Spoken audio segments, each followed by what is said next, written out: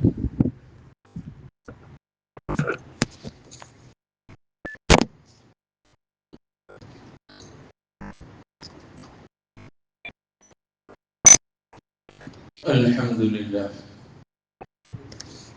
لله نحمده ونستعينه ونؤمن به ونتوكل عليه ونعوذ بالله من شرور أنفسنا ومن سيئات أعمالنا من يهده الله فلا مضل له ومن يضلل فلا هادي له وأشهد أن لا إله إلا الله وحده لا شريك له وأشهد أن محمدا عبده ورسوله أرسله بالهدى ودين الحق ليظهره على الدين كله ولو كره المشركون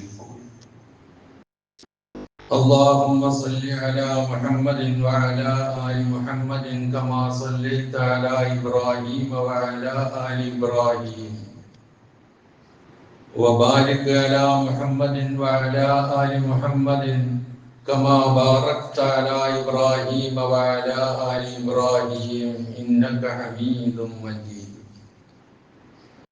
أما بعد فإن خير الكلام كلام الله وخير الهدي هدي محمد صلى الله عليه وسلم وشر الأمور محدثاتها وكل محدثة بدعة وكل بدعة ضلالة وكل ضلالة في النار يا أيها الذين آمنوا اتقوا الله حق تقاته ولا تموتن إلا وأنتم مسلمون يا أيها الناس اتقوا ربكم الذي خلقكم من نفس واحدة وخلق منها زوجها وبث منهما رجالا كثيرا ونساء واتقوا الله الذي تساءلون به والأرحام إن الله كان عليكم رقيبا يا أيها الذين آمنوا اتقوا الله وقولوا قولا سديدا يصلح لكم أعمالكم ويغفر لكم ذنوبكم ومن يطع الله ورسوله فقد فاز فوزا عظيما أعوذ بالله من الشيطان الرجيم بسم الله الرحمن الرحيم فأما من أعطى واتقى وصدق بالحسنى فسنيسره لليسرى وأما من بخل واستغنى وكذب بالحسنى فسنيسره للعسرى وما يغني عنه ماله إذا تردى സഹോദരന്മാരെ സഹോദരികളെ ജീവിതത്തിന്റെ എല്ലാ മേഖലകളിലും റഹ്മാനായ റബ്ബിന്റെ കൽപ്പനകളും നിർദ്ദേശങ്ങളും വിധിവിലക്കുകളും പാലിച്ചുകൊണ്ട് ജീവിക്കുവാൻ കൽപ്പിക്കപ്പെട്ടവരാണ് നാം ഓരോരുത്തരും എന്ന് ഉണർത്തുന്നു. നാം ഏവരെയും അല്ലാഹു സുബ്ഹാനഹു വ തആല യഥാർത്ഥ മുത്തഖികളും മുവഹ്ഹിദുകളുമായി ജീവിക്കുവാനും ഈ ലോകത്തോട് വിട പറയുവാനും നമുക്കെല്ലാവർക്കും അല്ലാഹു തൗഫീഖ് നൽകുമാറാകട്ടെ എന്ന് പ്രാർത്ഥിക്കുകയും ഞാൻ ഓതി വെച്ച വചനങ്ങൾ സൂറത്തുൽ ലൈൽ വിശുദ്ധ ഖുർആനിലെ 92-ാമത്തെ അധ്യായം അതിലെ 5 മുതൽ 11 വരെയുള്ള വചനങ്ങളാണ്. അല്ലാഹുവിന്റെ കാരുണ്യം ഇടതടവില്ലാതെ വർഷിച്ചുകൊണ്ടിരിക്കുന്ന പരിശുദ്ധ റമദാൻ തുടങ്ങി ഏതാണ്ട് 1/3 അവസാനിക്കാൻ പോകുന്നു. 3/2 കടക്കാൻ പോവുകയാണ്. അത്ര വേഗം ദിവസങ്ങൾ പിന്നിട്ടു പോകുന്നു. ഈ ദിവസങ്ങൾ ഇങ്ങനെ പാഞ്ഞു പോകുമ്പോൾ ഈ ധന്യമായ നിമിഷങ്ങൾ നമുക്ക് വേണ്ടി ഉപകാരപ്പെടുത്താൻ സാധിച്ചിട്ടുണ്ടോ എന്ന ഒരു പരിശോധന എല്ലാ ദിവസവും നമ്മളിൽ നിന്നുണ്ടാകുന്നത് നന്നായി. പോരായ്മകൾ നികത്തുവാനും കൂടുതൽ ആർജവത്തോടെ ഔത്സുക്യത്തോടെ താല്പര്യത്തോടെ കർമ്മനിരതനാകുവാൻ നമുക്കത് വഴിയൊഴുക്കും. അല്ലാഹു സുബ്ഹാനഹു വ തആല ഈ നിമിഷം വരെ ഈ റമദാനുമായി ബന്ധപ്പെട്ട് എന്തെല്ലാം നന്മകൾ ചെയ്തു, അത് നമ്മളിൽ നിന്നെല്ലാം അല്ലാഹു പൂർണ്ണമായും സ്വീകരിക്കുമാറാകട്ടെ. മനുഷ്യ സഹജമായി എന്തെങ്കിലും നമ്മിൽ നിന്ന് പാളിച്ചകൾ വന്നു പോയിട്ടുണ്ടെങ്കിൽ അത് വിട്ടു പുറത്ത് മാപ്പാക്കി തന്ന് ഇതിന്റെ പ്രതിഫലം പൂർണ്ണമായി നൽകി റഹ്മാനായ റബ്ബ് നമ്മെ അനുഗ്രഹിക്കുമാറാകട്ടെ. കൂടുതൽ താല്പര്യത്തോടെ വരും ദിവസങ്ങളിൽ പൂർണ്ണ ആരോഗ്യത്തോടെ ഇനിയും അമലുകൾ ചെയ്തു കൂട്ടുവാൻ അല്ലാഹു തുണക്കുമാറാകട്ടെ. ഇവിടെ ഞാൻ ഓതിവെച്ച വചനങ്ങളിൽ ഔദാര്യവും ധർമ്മനിഷ്ഠയും പുലർത്തുകയും ഉത്തമമായ ആദർശം അംഗീകരിക്കുകയും ചെയ്ത് ജീവിക്കുന്നവർക്ക് അല്ലാഹു സുബ്ഹാനഹു വ തആല ഇഹലോകവും പരലോകവും ധന്യമാക്കി സുഗമമാക്കി കൊടുക്കുമെന്നും പിശുക്ക് കാണിക്കുകയും സ്വയം പര്യാപ്തത നടിച്ച് ഉത്തമ ആദർശത്തെ അവഗണിച്ച് ജീവിക്കാനാണ്, നിരാകരിച്ച് ജീവിക്കാനാണ് ഭാവമെങ്കിൽ ദുരിതപൂർണമായ ജീവിതത്തിലേക്കായിരിക്കും അല്ലാഹു നയിക്കുകയും ചെയ്യുക എന്ന് നമ്മെ ഓർമ്മിപ്പിക്കുന്ന വചനങ്ങളാണ്. ഫഅമ്മാ മൻ അഅത വത്തഖ വസദ്ദഖ ബിൽ ഹുസ്ന, ധർമ്മം ചെയ്യുകയും സൂക്ഷ്മത പാലിക്കുകയും ഏറ്റവും ഉത്തമമായത് സത്യപ്പെടുത്തുകയും ചെയ്യുന്നവന് ഏറ്റവും എളുപ്പമായതിലേക്ക് നാം സൗകര്യം ചെയ്തു കൊടുത്തു.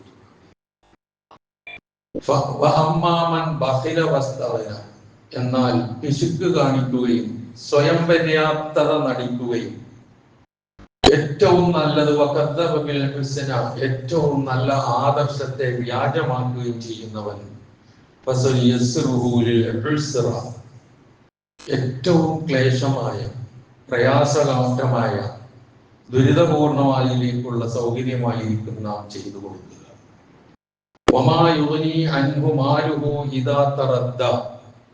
അവൻ നാശത്തിൽ അകപ്പെട്ടാലോ അവൻ പിശുക്ക് കാണിച്ചു വെച്ച ധനം അവന് യാതൊരു പ്രയോജനം ചെയ്യുകയുമില്ല. ഇതാണ് ഈ വചനങ്ങളുടെ സാരം. ഇതിൽ രണ്ട് പ്രയോഗങ്ങൾ, ഒന്ന് അഴുത്ത ദാനം നൽകുക, രണ്ടാമത്തത് വഹമ്മാമം ബഖില പിശുക്ക് കാണിക്കുക. ഈ രണ്ട് പ്രയോഗവുമായി ബന്ധപ്പെട്ടാണ് ചില കാര്യങ്ങൾ ഉണർത്താൻ ഇൻഷാ അല്ലാഹ് ആഗ്രഹിക്കുന്നത്. ദാനം നൽകുക, പിശുക്ക് കാണിക്കുക എന്ന പ്രയോഗമാണല്ലോ ഇവിടെ ഉള്ളത്.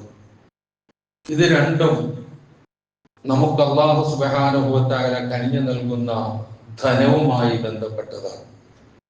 ധനം അള്ളാഹുവിന്റെ നിഅമത്താണ്. ആദ്യം മനസ്സിൽ ഓടി വരേണ്ടത് അതാണ്. ധനം അള്ളാഹുവിൻ്റെതാണ്, കൈകാര്യം ചെയ്യാൻ നമ്മളെ ഏൽപ്പിച്ചതാണ്. വിശുദ്ധ ഖുർആൻ സൂറത്തു നൂറിലെ 33-ാമത്തെ വചനത്തിൽ വആതൂഹും മിൻ മാലില്ലദീ ആതാ, അള്ളാഹു നിങ്ങൾക്ക് നൽകിയ ധനത്തിൽ നിന്ന് നിങ്ങൾ ചെലവഴിക്കുക. അപ്പൊ ധനം ആര് നൽകി? അള്ളാഹു നൽകി. ഒറ്റ ചോദ്യം, ഒരു ഉത്തരം. ആരാണ് ധനം നൽകിയത്? അള്ളാഹു നൽകി. അതിൽ നിന്ന് എന്ത് വേണം? നിങ്ങൾ കൊടുക്കണം, നൽകണം. ഇനി അതുപോലെ വിശുദ്ധ ഖുർആനിൽ നാം ഓതുമ്പോൾ സാധാരണ കാണുന്ന രണ്ട് പ്രയോഗങ്ങളുണ്ട്. ഒന്ന് അവർക്ക് നാം നൽകിയതിൽ നിന്ന് അവർ ചെലവഴിക്കും.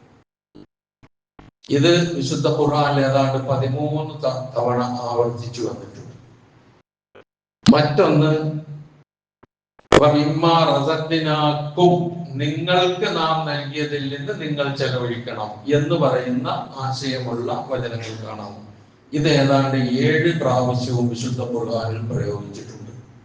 ഇവിടെ 2 സ്ഥലത്തും പറഞ്ഞത് അവർക്ക് നാം നൽകിയതിൽ നിന്ന്, നിങ്ങൾക്ക് നാം നൽകിയതിൽ നിന്ന് എന്നുള്ള പ്രയോഗമാണ്. ദാനധർമ്മ മനസ്ഥിതി, ഔദാര്യ മനസ്ഥിതി നമ്മൾ ഉണ്ടാക്കുന്ന ഒരു വലിയ വികാരമുണ്ട്. അതെന്താണ്? ഇത് അള്ളാഹു നൽകിയതാണ് എന്നുള്ള വികാരം, ചിന്ത. പിശുക്കാണെങ്കിലോ ഇത് ഞാൻ ഉണ്ടാക്കിയതാണ്, എന്റേതാണ് എന്നുള്ള മനോഭാവം. എന്റേത് ഞങ്ങളുടേത് എന്നുള്ളത് അഹങ്കാരത്തിലേക്കായിരിക്കും കൊണ്ടുപോയി കൂട്ടുക. ആ ശൈലി അള്ളാഹുവിന് ഇഷ്ടമല്ല. ആ ശൈലി സ്വീകരിച്ചവരെ അള്ളാഹു ശിക്ഷിച്ചിട്ടുണ്ട്. മുൻ സമുദായങ്ങളിൽ പ്രത്യേകിച്ച് നമുക്ക് കാണാൻ കഴിയും. മഹാനായ ശുഐബ് നബി അലൈഹിസ്സലാത്തു വസ്സലാം തന്റെ ജനതയിലേക്ക് വന്നിട്ട് അള്ളാഹുവിനെ മാത്രം ആരാധിക്കണം, മറ്റൊരു ഇലാഹും നിങ്ങൾക്കുമില്ല എന്ന ആദ്യ സന്ദേശം കൃത്യമായി എത്തിച്ചു കൊടുത്തതോടൊപ്പം തന്നെ അവരോട് പറഞ്ഞു, അവരിൽ ഒരു വലിയ അധർമ്മം ഉണ്ടായിരുന്നു. എന്താണ് ആ അധർമ്മം? അളവിലും തൂക്കത്തിലും കുറവ് വരുത്തുക. അവരോട് പറഞ്ഞു, വലാ തൻഖുസുൽ മിക്യാല വൽ മീസാൻ, അളവിലും തൂക്കത്തിലും കുറവ് വരുത്തരുതോ. വീണ്ടും പറഞ്ഞു, എന്റെ ജനങ്ങളെ ഔഫുൽ കൈല വൽ മീസാന ബിൽ ഖിസ്തി വലാ തബ്ഖസുൻ നാസ അശ്യാഅഹും വലാ തഅസൗ ഫിൽ അർളി മുഫ്സിദീൻ. എന്റെ ജനങ്ങളെ, നിങ്ങൾ അളവും തൂക്കവും പൂർത്തിയായി കൊടുക്കണം. ജനങ്ങൾക്ക് നിങ്ങൾ നൽകുന്ന വസ്തുക്കളിൽ കുറവ് വരുത്തരുത്. അങ്ങനെ ചെയ്യുന്നത് ഭൂമിയിൽ കുഴപ്പമുണ്ടാക്കലാണ്. ആ ഭൂമിയിൽ കുഴപ്പമുണ്ടാക്കുന്നവരായി നിങ്ങൾ മാറരുത് എന്ന് അവരോട് പറഞ്ഞു. ഒരുപാട് ഉപദേശിച്ചു. ഈ ഉപദേശമൊന്നും അവർ ചെവിക്കൊള്ളാൻ തയ്യാറായില്ല. തന്നെയുമല്ല, ശുഐബ് നബി അലൈഹിസ്സലാത്തു വസ്സലാമയോട് അവർ ചോദിച്ചത്, യാ ശുഐബ്, അസലാതുക തഅമുറുക അൻ നത്റുക മാ യഅബുദു ആബാഉന ഔ അൻ നഫഅല ഫീ അംവാലിനാ മാ നശാ. വല്ലാത്ത ചോദ്യം. എന്താണ് ചോദിച്ചത്? ശുഐബേ, നീ ഞങ്ങളോട് ആവശ്യപ്പെടുന്ന നിന്റെ നമസ്കാരമാണോ? ഞങ്ങളുടെ കാക്കകാരണവന്മാർ ആരാധിച്ചു വന്ന വസ്തുക്കളെ ഞങ്ങൾ ഒഴിയണം, ഉപേക്ഷിക്കണം എന്ന് ഞങ്ങളോട് കൽപ്പിക്കാൻ നിനക്ക് പ്രചോദനമാകുന്നത് നിന്റെ നമസ്കാരമാണോ? ഔ അൻ നഫഅല ഫീ അംവാലിനാ മാ നശാ, ഞങ്ങൾ പരിശ്രമിച്ച് അധ്വാനിച്ചുണ്ടാക്കിയ ഞങ്ങളുടെ സമ്പത്ത് എങ്ങനെ കൈകാര്യം ചെയ്യണമെന്ന് ഞങ്ങൾ തീരുമാനിക്കുന്നതിന് പകരം ഇന്നതുപോലെ ചെയ്യണമെന്ന് പറയാൻ നിനക്കാണോ അധികാരം എന്ന് ശുഐബ് നബി അലൈഹിസ്സലാത്തു വസ്സലാമയോട് ചോദിച്ച ചോദ്യമുണ്ട്. ഇതിന്റെ പരിണിത ഫലം എന്താണ്? അവരൊരു വലിയ ഘോര ശബ്ദം പിടികൂടി എല്ലാവരും നശിച്ചുപോയി. വിശുദ്ധ ഖുർആൻ സൂറത്ത് ഹൂദിൽ എന്നല്ല വിവിധ അധ്യായങ്ങളിൽ ഈ സംഭവം വിവരിക്കുന്നുണ്ട്. ഞാൻ സൂചിപ്പിച്ചത് സൂറത്ത് ഹൂദിലെ വചനങ്ങളുടെ സാരമാണ്. അതോടൊപ്പം തന്നെ ധനമുണ്ടെങ്കിൽ അങ്ങനെ ചെയ്യാമായിരുന്നു, ഇങ്ങനെ ചെയ്യാമായിരുന്നു എന്നൊക്കെ മനസ്സിൽ വിചാരിക്കുന്ന നമ്മൾ, കയ്യിലേക്ക് ധനം വന്നു കഴിഞ്ഞാൽ നമ്മളുടെ സ്വഭാവം മാറും. അപ്പൊ വിശുദ്ധ അകമ്പടിയാവും. പ്രവാചക തിരുമേനി സല്ലല്ലാഹു അലൈഹി വസല്ലമയുടെ കാലത്ത് ചില ആൾക്കാരുടെ സ്വഭാവത്തെ കുറിച്ച് സൂറത്തു തൗബയിലെ 75, 76 വചനങ്ങളിൽ വമിൻഹും മൻ ആഹദല്ലാഹ ലഇൻ ആതാനാ മിൻ ഫദ്ലിഹി ലനസദ്ദഖന്ന വലനകൂനന്ന മിനസ് സാലിഹീൻ ഫലമ്മാ ആതാഹുമുല്ലാഹു മിൻ ഫദ്ലിഹി ബഖിലൂ ബിഹി വതവല്ലൗ വഹും മുഅ്രിദൂൻ. അവര് അള്ളാഹുവിനോട് കരാർ ചെയ്യുകയാണ്. എന്താ കരാറ്?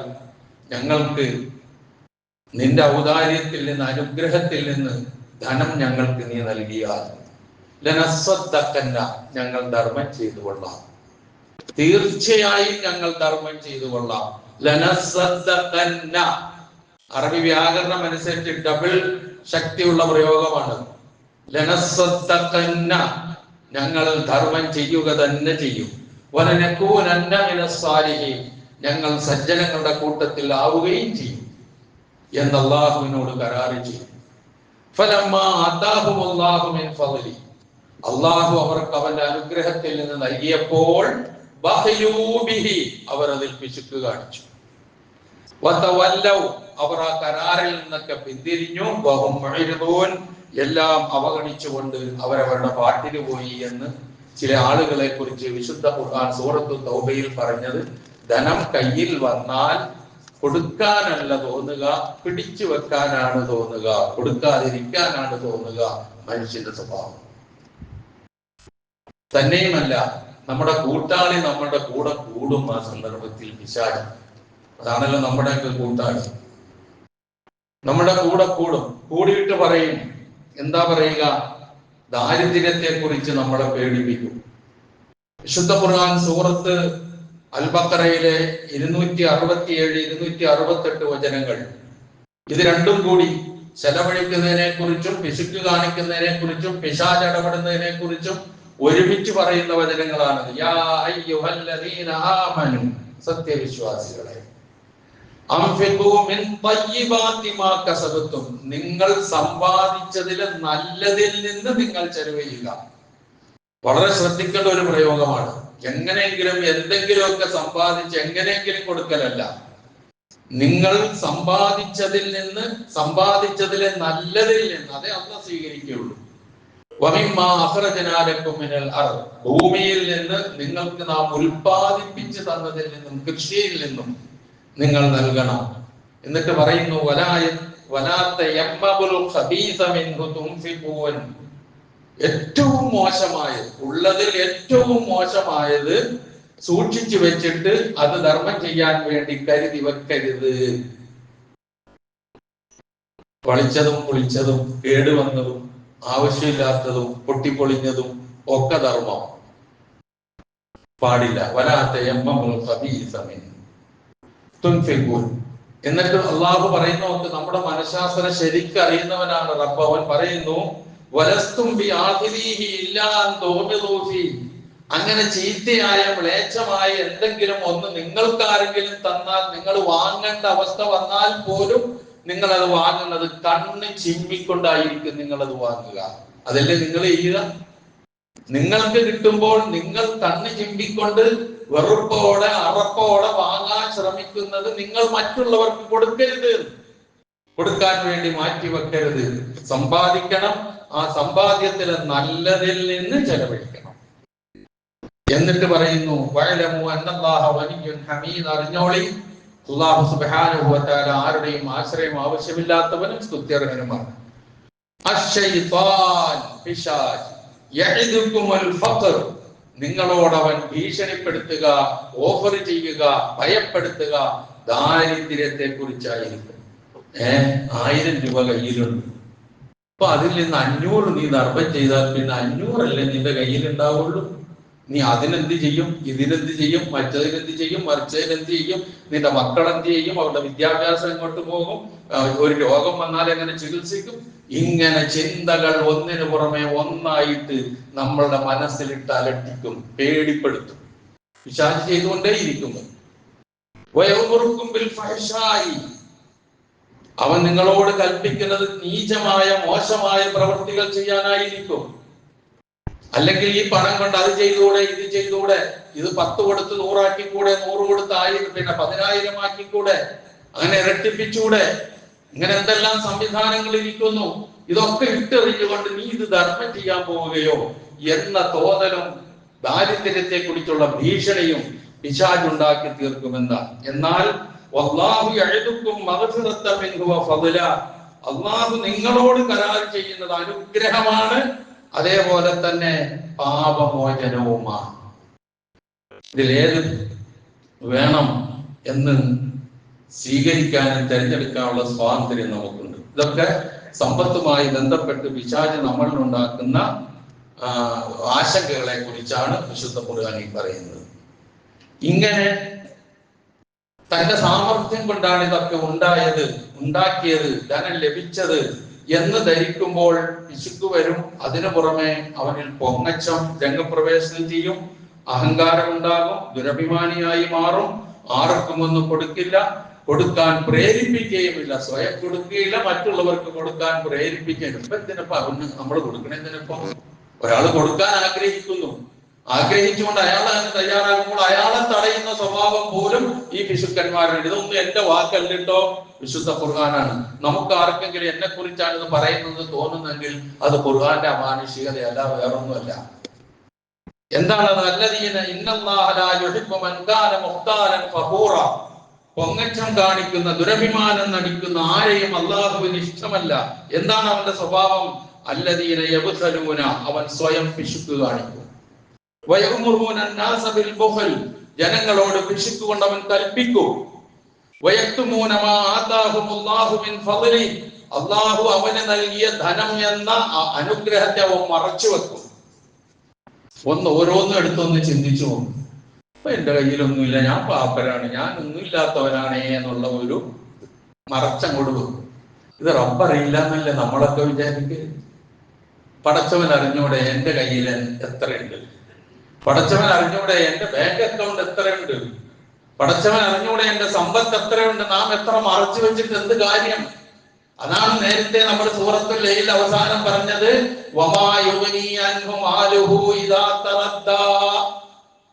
അവൻ വീണുപോയാൽ പിന്നെ ആ ധനം അവനൊരു ഉപകാരം ചെയ്യില്ല. നമ്മളൊക്കെ നമ്മളെ കുറിച്ച് ചിന്തിച്ചിട്ടുണ്ടോ? ആലോചിച്ചിട്ടുണ്ടോ? നമ്മൾക്ക് നല്ല സമ്പത്ത്, അത് തോന്നിയ മാതിരി നമ്മളങ്ങോട്ട് ചെലവഴിച്ചു, അവസാനം സമ്പത്ത് നഷ്ടപ്പെട്ടു. എന്തെങ്കിലും നല്ലത് ചെയ്യണമെന്ന് തോന്നിയപ്പോൾ കയ്യിൽ പൈസ ഇല്ല. നമുക്ക് നല്ല ആരോഗ്യമുണ്ട്, അപ്പൊ അത് തുലച്ചു, നശിപ്പിച്ചു. അവസാനം ആരോഗ്യം ക്ഷയിച്ചു, രോഗിയായി മാറിയപ്പോൾ എനിക്ക് ആരോഗ്യമുണ്ടെങ്കിൽ ഇന്നതൊക്കെ ചെയ്യാമായിരുന്നല്ലോ. ആലോചിച്ചിട്ട് എന്ത് കാര്യം? നമസ്കരിക്കാൻ നല്ല ആരോഗ്യമുള്ള സമയത്ത് നമസ്കരിച്ചില്ല. പിന്നെ നമസ്കരിക്കണമെന്ന് മനസ്സിൽ തോന്നിയപ്പോഴേക്കും ബുദ്ധിമുട്ടിയേ നമസ്കരിക്കാൻ പറ്റുന്നുള്ളൂ, നിൽക്കാൻ കഴിയുന്നില്ല, സുജൂദ് ചെയ്യാൻ കഴിയുന്നില്ല. അങ്ങനെയുള്ള എത്ര അവസരങ്ങൾ മുമ്പുണ്ടായി, അതൊക്കെ നശിപ്പിച്ചു. എന്നിട്ട് ഇപ്പോൾ ഈ അവസ്ഥയിൽ എത്തുമ്പോൾ ആരും ആഗ്രഹിച്ചിട്ട് കാര്യമില്ല പ്രിയമുള്ളവരെ. അതുപോലെ തന്നെയാണ് ആരോഗ്യം എന്ന് പറയുന്നത്. അതും അല്ലാഹു കനിഞ്ഞു നൽകുന്ന അനുഗ്രഹമാണ്. ആ ആരോഗ്യം നമ്മൾ വേണ്ടാത്തതിനൊക്കെ ദുർവിനിയോഗം ചെയ്യുന്നു. അവസാനം ആരോഗ്യം ക്ഷയിച്ച് ആ ഒരവസ്ഥയിലേക്ക് എത്തി, മാറാ രോഗത്തിന് പിടിയിലായി. ഉള്ള സമ്പത്ത് മുഴുവൻ അതിന് വിനിയോഗിച്ചു, എന്നിട്ടും നിക്കക്കള്ളില്ല. കോറിയിട്ടോ ഇത് മനസ്സില്. അള്ളാഹു കനിഞ്ഞു നൽകിയ ധനം ഇഷ്ടപ്പെട്ട രൂപത്തിൽ വിനിയോഗിക്കാതെ, ചെലവ് ചെയ്യാതെ, ദാനധർമ്മങ്ങളൊന്നും ചെയ്യാതെ കെട്ടിപ്പൂട്ടി വെച്ച് അവസാനം ഒരൊറ്റ വീഴ്ച കഴിഞ്ഞു എല്ലാം. ഖുർആനാണ് പറയുന്നത്, പിശുക്ക് കാണിച്ച് ധർമ്മം ചെയ്യാതെ, സക്കാത്ത് കൊടുക്കാതെ സൂക്ഷിച്ചു വെച്ചതാണ് ഇത് മുഴുവൻ. അവനോ ഉപകാരം ചെയ്തില്ല, ഉപകാരപ്പെട്ടില്ല. പിൻഗാമികൾക്ക് പോലും ഉപകാരം കിട്ടാത്ത അവസ്ഥയിലേക്ക് മാറിപ്പോകുന്നു. നഅൂദുബില്ല. അള്ളാഹു കാത്തുരക്ഷിക്കട്ടെ. നമുക്ക് പ്രാർത്ഥിക്കാം. അത്ര ഗൗരവമുണ്ട് പ്രിയമുള്ളവരെ. അതാണ് അനുഗ്രഹം മറച്ചു വെക്കുക എന്ന് പറയുന്നത്. ഈ മനോഭാവം വന്നാൽ ആ മനോഭാവം എന്ന് പറയുന്നത് ഖാറൂന്റെ മനസ്സാണ്. നമ്മളുടെ മനസ്സൊരിക്കലും ഖാറൂന്റെ മെന്റാലിറ്റി നമുക്ക് ആർക്കും പാടില്ല. ഖാറൂന്റെ മെന്റാലിറ്റി ഇതായിരുന്നു, എന്ത് ഞാൻ ഉണ്ടാക്കിയത്, ഞാൻ അധ്വാനിച്ചുണ്ടാക്കിയത്. അവരോട് ചില ആളുകൾ പറഞ്ഞു, അവനോട് 3-4 കാര്യ പറഞ്ഞത്. ലാ തഫ്രഹ്, നീ ഊറ്റം കൊള്ളരുത്, നീ നിഗളിക്കരുത്, നീ പുളകം കൊള്ളരുത്. പുളകം കൊള്ളുന്നവരെ അള്ളാഹുവിന് ഇഷ്ടമല്ല. നിനക്ക് അള്ളാഹു നൽകിയത് കൊണ്ട് പരലോകം ആഗ്രഹിക്കണം. ദുനിയാവിന്റെ ഓഹരി നീ മറക്കണ്ട. അള്ളാഹു നിനക്ക് നന്മ ചെയ്തതുപോലെ മറ്റുള്ളവരോട് നന്മ ചെയ്യണം.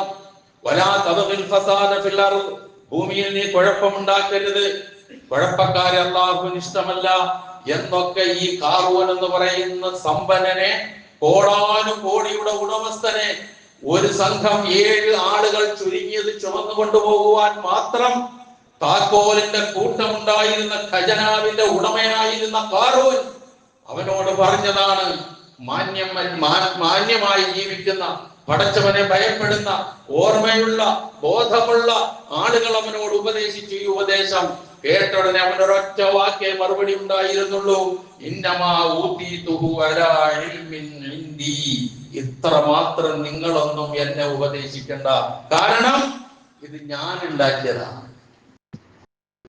ഈ മനോഭാവം നമ്മിൽ ആർക്കെങ്കിലും ഉണ്ടെങ്കിൽ തിരുത്തണം. അത് അള്ളാഹു നൽകിയെങ്കിൽ എടുത്തു മാറ്റാൻ അള്ളാഹുവിന് സാധിക്കും. മാലിക്കൽ മുൽക്കി തുഅ്തിൽ മുൽക മൻ തശാഉ വതൻസിഉൽ മുൽക മിമ്മൻ തശാഉ വതുഇസ്സു മൻ തശാഉ വതുദില്ലു മൻ തശാഉ ബിയദിക്കൽ ഖൈർ. ഓർമ്മ വേണം ആ വചനം. ഇങ്ങോട്ട് തന്നത് അങ്ങനെ തന്നെ തിരിച്ചെടുക്കാൻ, ഒരു രോഗം തന്ന് ചികിത്സിപ്പിച്ച് തിരിച്ചെടുക്കാൻ, ഒന്ന് വീണ് അതിന്റെ ചികിത്സയ്ക്ക് വേണ്ടി വിനിയോഗിക്കാൻ, അല്ലെങ്കിൽ കുടുംബത്തിലെ ആർക്കെങ്കിലും ഒരു പരീക്ഷണം തന്ന് മാറ്റിയെടുക്കാൻ ഇതിനൊന്നും കഴിവില്ലാത്തവനല്ല റബ്ബ്. ആ ബോധം നമുക്കുണ്ടാകണം. ധനത്തെ കുറിച്ച് നാം ചിന്തിക്കുമ്പോൾ എപ്പോഴും ഉണ്ടാകണം. അത് ആവശ്യമാണ്. ആ ഒരു മനോഭാവം നമുക്ക് പാടില്ല. അവിടെയാണ്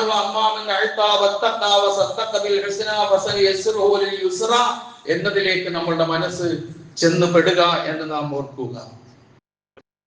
അങ്ങനെ അള്ളാഹു നൽകിയതാണ് ധനം എന്നുള്ളത് ദൃഢമായി അങ്ങോട്ട് വിശ്വസിക്കുക. ഞാൻ കൈകാര്യകർത്താവാണെന്നുള്ള ബോധമുണ്ടാവുക. അപ്പൊ നമ്മൾ സക്കാത്ത് കൊടുക്കും, ധർമ്മം ചെയ്യും, ഒക്കെ ചെയ്യും.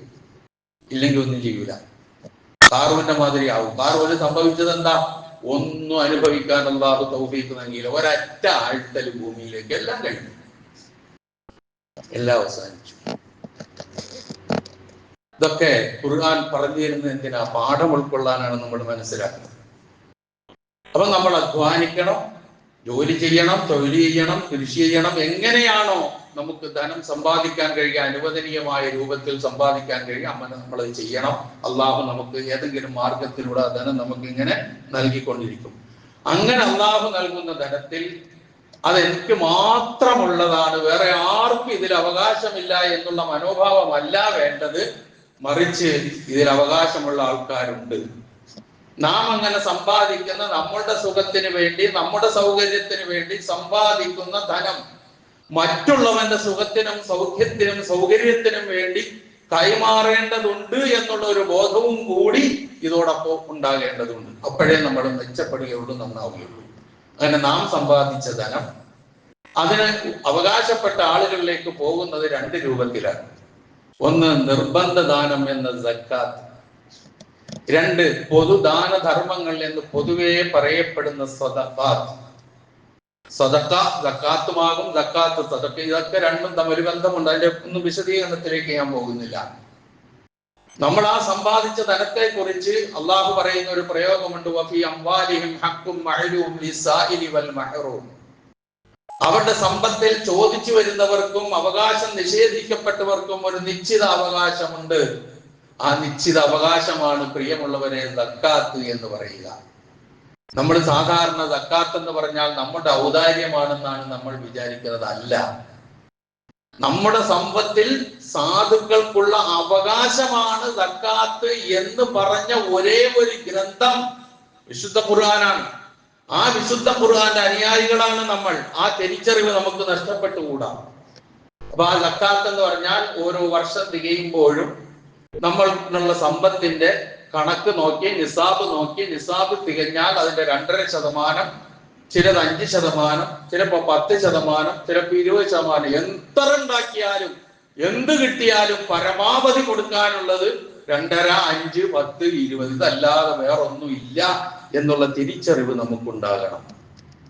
ഇത് കൊടുത്തുകൊണ്ട് എല്ലാം കൂടി അങ്ങോട്ട് തീർന്നു പോകുന്നു എന്നൊന്നും ഒരിക്കലും നമ്മൾ വിചാരിക്കരുത്. അങ്ങോട്ട് കൊടുക്കുമ്പോൾ ഇങ്ങോട്ട് കിട്ടുകയും ചെയ്യുക. നാം അറിയാത്ത നിലയിൽ വന്നുകൊണ്ടിരിക്കും. അതേസമയം കൊടുക്കാതിരുന്നാലോ അതിന്റെ തിക്തഫലം വളരെ വലുതായിരിക്കും. അതാണ് സക്കാത്ത് എന്ന് പറയുന്നത്. കൃത്യമായി കണക്കാക്കി കൊടുക്കേണ്ടതാണ്. 590 ഗ്രാം വെള്ളിയുടെ വിലയ്ക്കുള്ള കറൻസി, നാണയം, നമ്മളുടെ എല്ലാ അത്യാവശ്യ ചെലവും കഴിഞ്ഞ വർഷം കൊടുത്ത് ഈ വർഷം നോക്കുമ്പോൾ 590 ഗ്രാം വെള്ളിയുടെ വിലയ്ക്കുള്ള ഇന്നത്തെ വില 1,77,000 രൂപയാണ്. 590 ഗ്രാം വെള്ളിയുടെ വില. ആ 1,77,000 രൂപ ഇന്ന് കണക്ക് നോക്കുമ്പോൾ നമ്മുടെ കയ്യിലുണ്ട് എങ്കിൽ അതിന്റെ 2.5% നമുക്ക് അർഹതപ്പെട്ടതല്ല. അതിന്റെ അവകാശികൾ വേറെയാണ്, അവർക്ക് കൊടുത്തേക്കുന്നത്. ഇതാണ് ഈ സക്കാത്ത് എന്ന് വളരെ ചുരുങ്ങി ഞാൻ പറയുകയാണ്.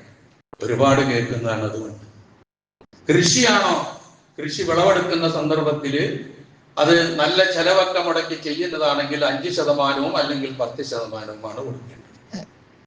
കച്ചവടത്തിന്, അതുപോലെ തന്നെ വ്യവസായശാലകൾക്ക്, ശമ്പളത്തിന് ഒക്കെ നമുക്ക് ബേസായിട്ട് സ്വീകരിക്കേണ്ടത് ഇതാണ്.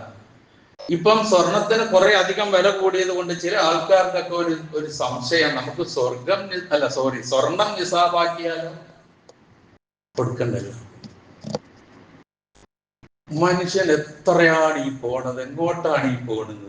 വെള്ളിയുടെ നിസാബ് കണക്കാക്കി സക്കാത്ത് കൊടുത്തുകൊണ്ടിരിക്കുന്ന ആളുകൾ ഉടനെ എന്തേ സ്വർണത്തിന്റെ നിസാബാക്കി കൂടെ? എന്നാ പിന്നെ പണ്ടേ ആക്കിക്കൂടെ. വെള്ളിയുടെ നിസാബാണ് നബി സല്ലല്ലാഹു അലൈഹി വസല്ലം നിശ്ചയിച്ചു തന്നത്. അത് ഇതൊന്നും അറിഞ്ഞിട്ടല്ല. പ്രവാചകൻ മരിച്ച് 15 നൂറ്റാണ്ട് കഴിഞ്ഞതിന് ശേഷം സ്വർണത്തിന് ഇത്രമാത്രം വില കൂടുമെന്നും വിചാരിച്ചിട്ടൊന്നുമല്ല. അന്ന് തന്നെ റസൂല് ജീവിച്ചിരിക്കുന്ന കാലത്ത് തന്നെ സ്വർണ്ണ നാണയവും വെള്ളി നാണയവും തമ്മിൽ മൂല്യത്തിൽ വ്യത്യാസം ഉണ്ടായിരുന്നു. അപ്പൊ അന്നും സ്വർണ്ണ മൂല്യമാക്കിയാൽ കൊടുക്കാൻ ആളുണ്ടാവൂല. അപ്പൊ വെള്ളി നിസാബാക്കി. ഇപ്പോഴത്തെ വ്യത്യാസം നിങ്ങളൊന്ന് നോക്ക്. 1 ഗ്രാം സ്വർണത്തിന് ഇന്നത്തെ വില 14,760 രൂപയാണ്. ഇൻറ്റു 85 ഗ്രാം നിങ്ങളൊന്ന് കണക്കാക്കിയ എത്ര ലക്ഷമായി? 12,54,600 രൂപ ഉണ്ടെങ്കിലേ സക്കാത്ത് നിർബന്ധമാവുന്നുള്ളൂ. വെള്ളി ആവുമ്പോ 1,77,000 ഉള്ളൂ. കൊടുക്കാൻ ശ്രമിക്കുക, കൊടുക്കാതിരിക്കാനല്ല നമ്മൾ നോക്കേണ്ടത്. അപ്പൊ ഇങ്ങനെയൊക്കെയുള്ള തന്ത്രങ്ങളൊന്നും മെനഞ്ഞിട്ടും പടച്ചവന്റെ മുമ്പിലൊന്നും നമുക്ക് രക്ഷപ്പെടാൻ കഴിയില്ല എന്നുള്ളത് നാം ഓർക്കുക. അപ്പൊ ഇങ്ങനെ സക്കാത്ത് എന്ന് പറയുന്നത് ഏറ്റവും പ്രധാനപ്പെട്ട ഒരു കാര്യമാണ്. ഒരു വർഷം തികയണം അത് കൊടുക്കണമെങ്കിൽ. അത്യാവശ്യ ചെലവ് കഴിച്ച് ബാക്കിയുള്ളതാകും. ഇതൊക്കെ നിബന്ധനകൾ നമുക്കറിയാം. അത് നമ്മൾ അത് ശേഖരിച്ച് വിതരണം ചെയ്യുക എന്നുള്ളതാണ് അതുമായി ബന്ധപ്പെട്ട് രണ്ടാമത് എനിക്ക് പറയാനുള്ള കാര്യം, ഓർമ്മിപ്പിക്കാനുള്ള കാര്യം. ഒരുപാട് ചർച്ച ചെയ്യുന്നതാണ്. സക്കാത്തിനെ കുറിച്ച് പറഞ്ഞപ്പോൾ നബി സല്ലല്ലാഹു അലൈഹി വസല്ലം പഠിപ്പിച്ചത് തുഖദു മിൻ അഗ്നിയായിഹിം വതുറദ്ദു ഇലാ ഫുഖറായിഹിം. അവരുടെ ധനികന്മാരിൽ നിന്ന് സ്വീകരിച്ചിട്ട് ദരിദ്രർക്ക് കൊടുക്കുക. അപ്പൊ കൊടുക്കലും വാങ്ങലും സക്കാത്തിന്റെ രംഗത്തുണ്ടാകണം. വ്യക്തിക്ക് കൊടുത്താൽ ഇങ്ങോട്ട് കൊടുത്തിട്ട് ഇങ്ങോട്ട് വാങ്ങുന്ന ഏർപ്പാടുണ്ടാവില്ലല്ലോ.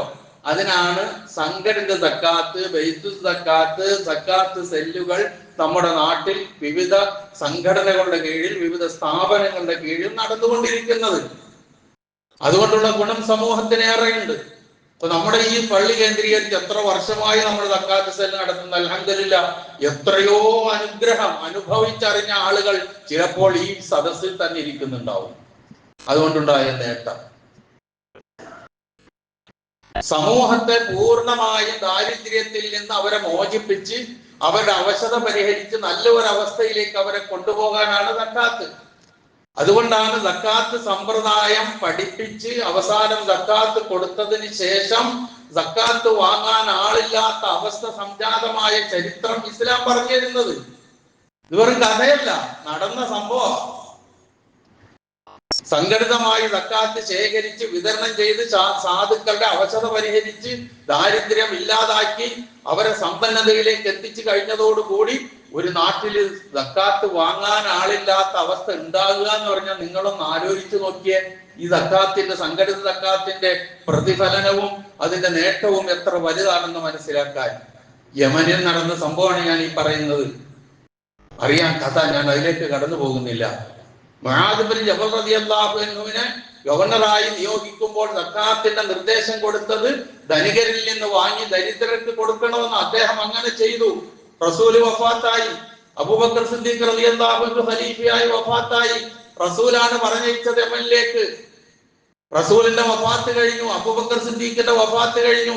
ഉമറുൽ ഖത്താബ് റളിയല്ലാഹു അൻഹുവിന്റെ ഭരണകാലമായപ്പോൾ എത്ര 10, 12, ഒരു 15 വർഷം പരമാവധി അങ്ങോട്ട് അംഗീകരിച്ചു കൊടുക്കുക.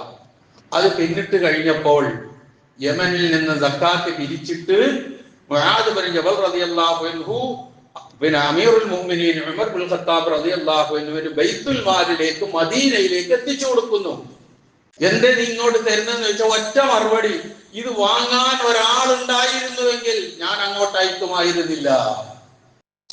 ഈ സംഘടിത സക്കാത്തിനെയാണ് നമ്മൾ എന്തൊക്കെയോ ആക്കി മാറ്റി സമൂഹത്തിനെ ഇപ്പോഴും ദാരിദ്ര്യത്തിന്റെ പടുകുഴിയിലേക്ക് തള്ളിയിട്ട് പലരും എഴുന്നേറ്റ് വരാൻ തന്നെ സമ്മതിക്കാതെ പോകുന്ന അവസ്ഥ. വിടില്ല റബ്ബ്, മാറാതെ മാറ്റാതെ രക്ഷയില്ല. അത്ര ഏറ്റവും ശ്രേഷ്ഠമായ ഒരു ധനവിനിയോഗ സാമ്പത്തിക ക്രമമാണ് അല്ലാഹു സുബ്ഹാനഹു വ തആല നിശ്ചയിച്ചെന്ന് നമ്മൾ മനസ്സിലാക്കുക.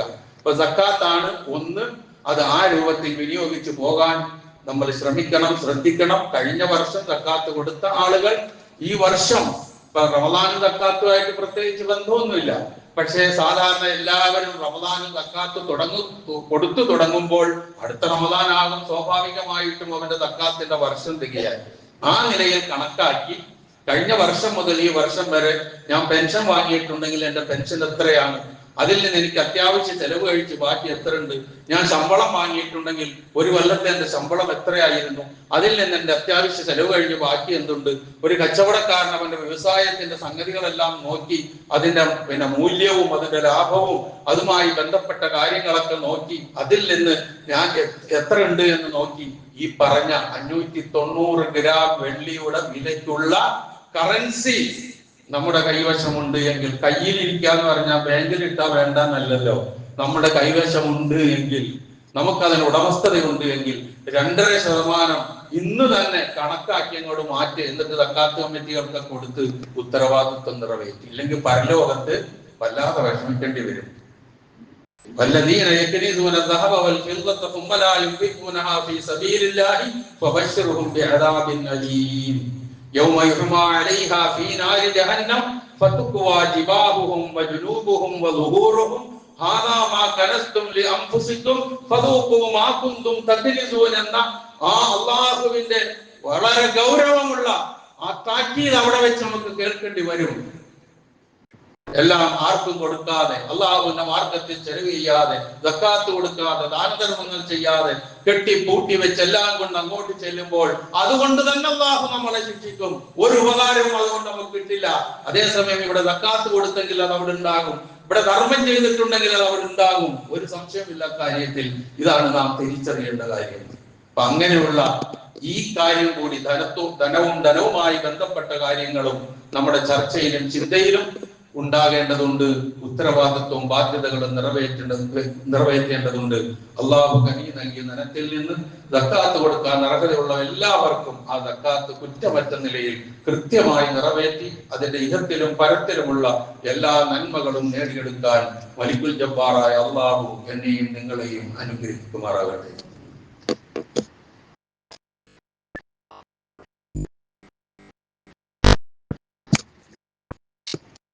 الحمد لله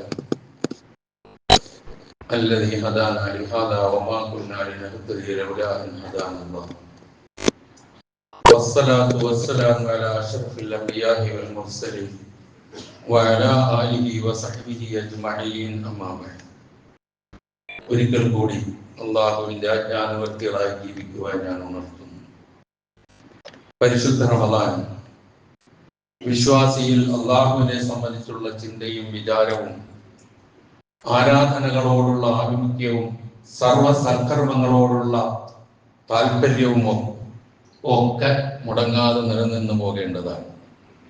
അതോടൊപ്പം തന്നെ സമസൃഷ്ടി സ്നേഹവും സാമൂഹിക ബോധവും സഹാനുഭൂതിയും ഔദാര്യവും ജനോപകാര തൽപരതയും ഒക്കെ എല്ലാ നാളിലും ഒരു വിശ്വാസിയിൽ നിന്നുണ്ടാകണം. പക്ഷെ റമദാനിൽ കൂടുതൽ ശ്രദ്ധിക്കേണ്ടതുണ്ട് എന്നുള്ളത് ഓർമ്മിപ്പിക്കുകയാണ്. നമുക്കറിയാം, റമദാനിൽ നാം ചെയ്യുന്ന പ്രവൃത്തികൾക്ക് നിശ്ചയിച്ചിട്ടുള്ള പ്രതിഫലം, ആ പ്രതിഫലത്തോടൊപ്പം റമദാൻ അല്ലാത്തപ്പോൾ തന്നെ അള്ളാഹുവിന്റെ മാർഗത്തിൽ ദാനധർമ്മം ചെയ്താൽ 700 ഇരട്ടി പ്രതിഫലമാണ് ഖുർആൻ ഓഫർ ചെയ്തിട്ടുള്ളത്. എങ്കിൽ റമദാനിലാവുമ്പോൾ അത് എത്രയാവുമെന്ന് നോക്കുക.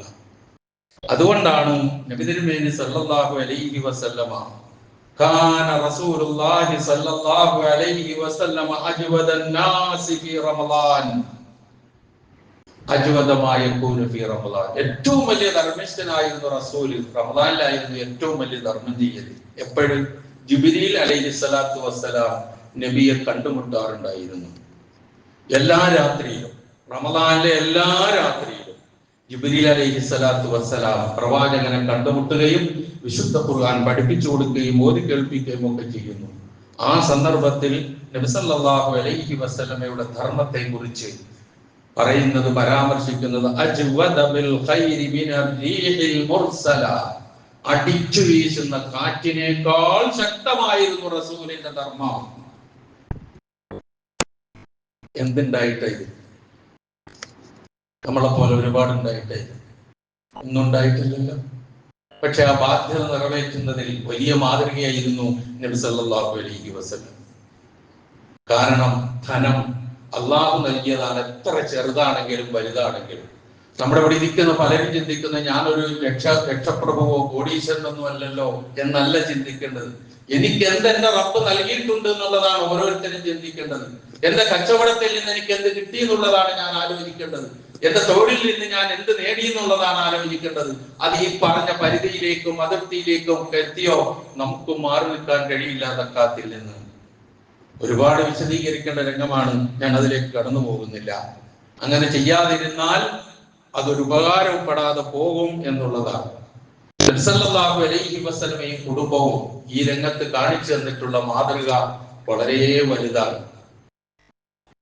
സഹാബത്തും പരസ്പരം മത്സരിച്ചവർക്ക് കഥകളൊക്കെ അറിയാം, ഒന്നിലേക്ക് ഞാൻ പോകുന്നില്ല. ഒന്ന് രണ്ട് ചെറിയ സംഭവങ്ങൾ സൂചിപ്പിച്ച് അവസാനിപ്പിക്കാം. ഒരിക്കൽ ഉമ്മുൽ മുഅ്മിനീൻ ആയിഷ റളിയല്ലാഹു തആല അൻഹയുടെ അടുക്കൽ ഒരാൾ വന്നിട്ട് ആഹാരം ചോദിച്ചു. ആയിഷ റളിയല്ലാഹു അൻഹയ്ക്ക് നോമ്പാണ്.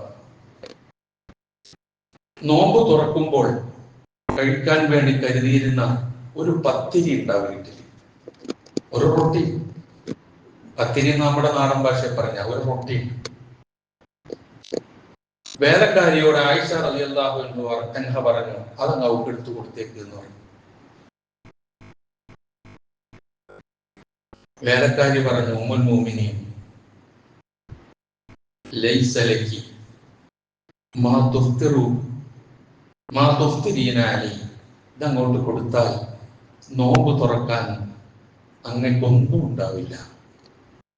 പരിചാരിക പറഞ്ഞതാ, വേലക്കാരി പറഞ്ഞതാ.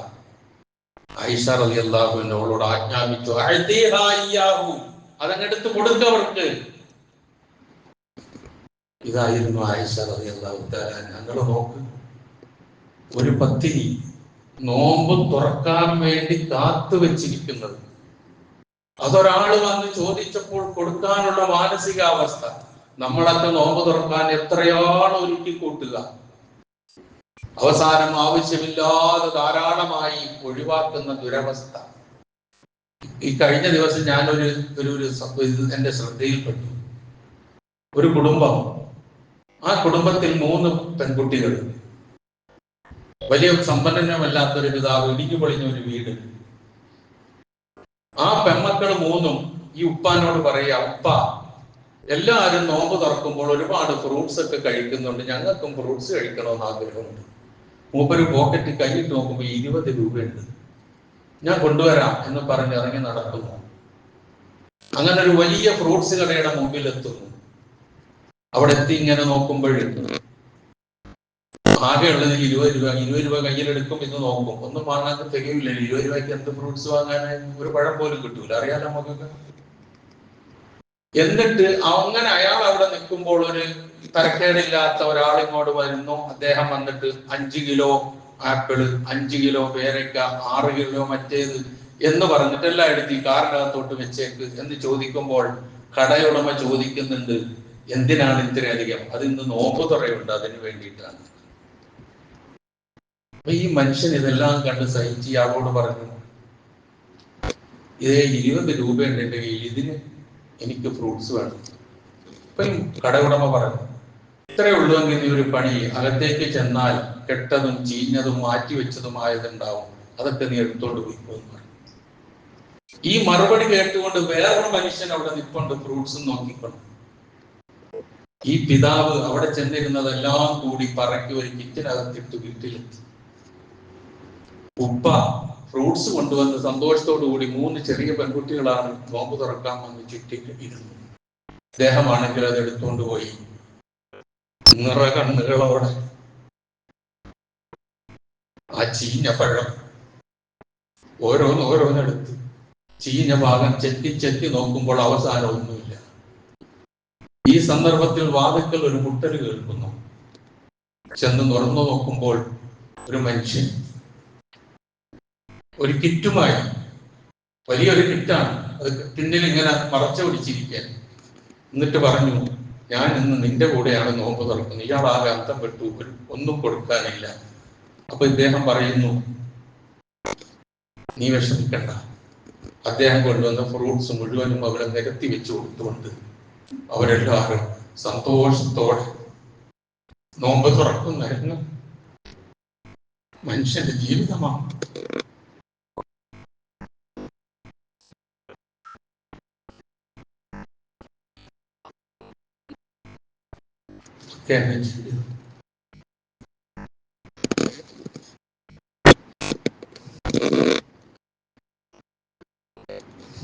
നബിയുടെയും സഹാബത്തിന്റെയും ചരിത്രം നോക്കുമ്പോൾ പ്രവാചകന്റെ മറ്റൊരു പത്നിയാണ് സൈനബ ബിൻത് ജഹ്ഷ് റളിയല്ലാഹു തആല. അവരുടെ പേര് തന്നെ ഉമ്മുൽ മസാക്കീൻ എന്നാണ്. ഉമ്മുൽ മസാക്കീൻ, സാധുക്കളുടെ ഉമ്മ. അതാണ് സൈനബ ബിൻത് ജഹ്ഷിന്റെ പേര് കിട്ടിയേക്കുന്നത്. ധർമ്മം കൊണ്ട്, സാധുക്കളെ ചേർത്ത് പിടിച്ചത് കൊണ്ട്. ഒരിക്കൽ ഉമർ ഇബ്നുൽ ഖത്താബ് റളിയല്ലാഹു അൻഹു പ്രവാചകന്റെ മരണശേഷം ഖലീഫയായിരുന്ന കാലത്ത് ഒരു സഞ്ചിയിൽ നിറയെ നാണയങ്ങളുമായി ഒരു മനുഷ്യനെ ആ സൈനബ റളിയല്ലാഹു അൻഹയുടെ അടുക്കലേക്ക് അയക്കുന്നു. സൈനബ റളിയല്ലാഹു അൻഹ കണ്ടുടനെ അല്ലാഹു ഉമറിന് പുറത്തു കൊടുക്കട്ടെ, എന്നേക്കാൾ അവകാശമുള്ളവർ നമ്മുടെ കൂട്ടത്തിൽ ഉണ്ടല്ലോ എന്ന് മറുപടി പറയുന്നു. അപ്പൊ ഈ സഞ്ചിയുമായി വന്ന ആഗതൻ പറയുന്നു, ഇത് മുഴുവൻ നിങ്ങൾക്ക് തരാൻ പറഞ്ഞതാണ്, എന്നാ അവിടെ വെച്ചേക്ക്, എന്നിട്ട് അതിന്റെ പുറത്തൊരു തുണി കൊണ്ട് മൂടിയൊക്കെ, എനിക്കത് കാണുക വേണ്ട. എന്നിട്ട് അവര് തന്നെ ഒരു തുണി എടുത്ത് അവരുടെ മുഖം മറക്കുകയാണ്, ഇത് കാണാതിരിക്കാൻ വേണ്ടി. എന്നിട്ട് അവരുടെ പരിചാരികയുണ്ട്, ബർറ, അവരെ വിളിച്ചുകൊണ്ട് പറഞ്ഞു, ബർറ, നീ അതിലേക്ക് ആ തുണി കൊണ്ട് മൂടിയിട്ടിരിക്കുന്ന ആ നാണയങ്ങളിലേക്ക് കൈ കടത്തുക താഴേക്ക്, എന്നിട്ട് ഓരോ വാരില് നീ വാരുക, എന്നിട്ട് അത് ഇന്ന ആളുകൾക്ക് നീ കൊണ്ടുപോയി കൊടുത്തേക്കുക. അങ്ങനെ അവരനുസരിച്ചു. പരിചാരികയല്ലേ.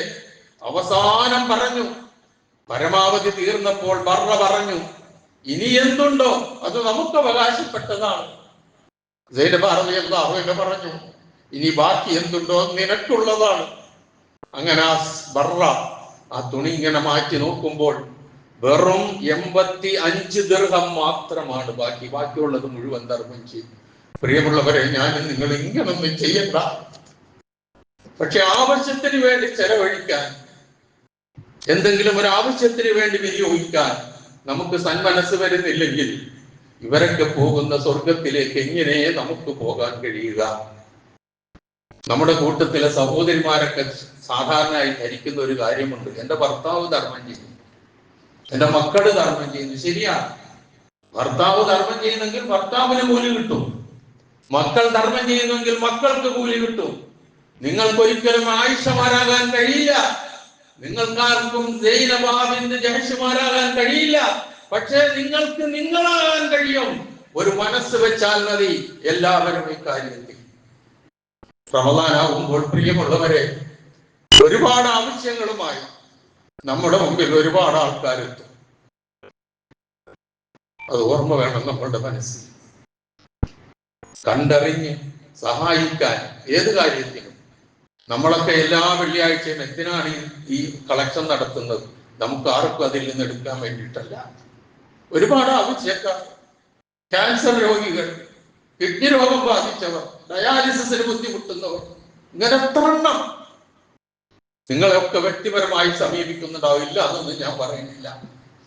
പക്ഷേ ഒരാശ്വാസ കേന്ദ്രം പോലെ കണക്കാക്കി ഇവിടെ വരുമ്പോൾ എന്തെങ്കിലും കൊടുക്കാതിരിക്കാൻ നമുക്ക് കഴിയില്ല.